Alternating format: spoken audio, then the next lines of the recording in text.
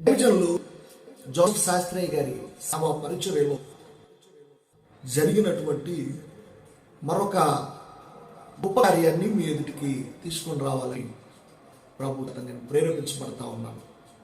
మా మైలవరం గ్రామం పక్కనే చంద్రగూడెం అనేటువంటి ఒక గ్రామం ఉంది.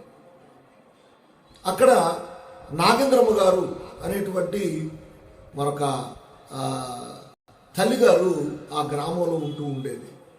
ఆమె జీవితంలో కుష్టు వ్యాధి చేత బహుబాధపడినటువంటి పరిస్థితులు ఆమె జీవితంలో ఉన్నాయి.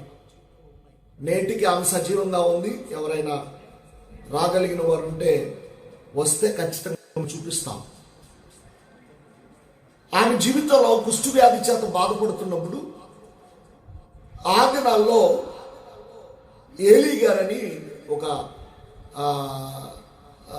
పెద్దయ్య గారు, అంటే అప్పుడు సేవ చేయట్లేదు, వ్యాపారం చేసుకుంటున్నటువంటి క్రమంలో ఆమె దగ్గరకు వెళ్ళి మొరుసుమల్లి అనేటువంటి గ్రామంలో జోసెఫ్ శాస్త్రి గారిని ఒక సేవకుడు ఉన్నాడు, మీరు ఆయన దగ్గరికి వెళ్తే స్వస్థత కలుగుద్ది, మీకోసం ప్రార్థన చేస్తాడు ఆయన అని ఏలీ అయ్య గారు చెప్పినప్పుడు ఆశతో బ్రతకాలనేటువంటి ఆశతో మరి తీసుకొని దేవుని మందిరానికి తీసుకొని రావడం జరిగింది. భయంకరమైనటువంటి దుర్గంధం చేత ఆమె ఉంది. నేను కూడా ఎరుగుదును, నేను అప్పుడు చిన్నవాడిని. ఆమె విషయమై దేవుని సన్నిధిలో ప్రార్థన చేస్తూ ఉన్నప్పుడు,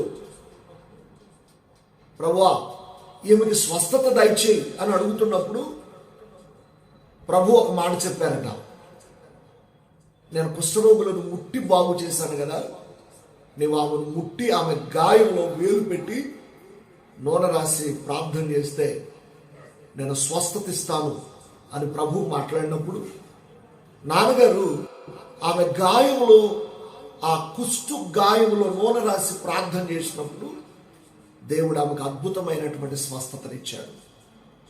వీటికి ఆమె సజీవంగా ఉంది. నీ జీవితంలో కూడా నమ్మి ప్రభు వైపు చూడగలిగితే ఎన్నో అద్భుతాలు చేయడానికి ఆయన సంసిద్ధంగా ఉన్నాడు. May God bless you.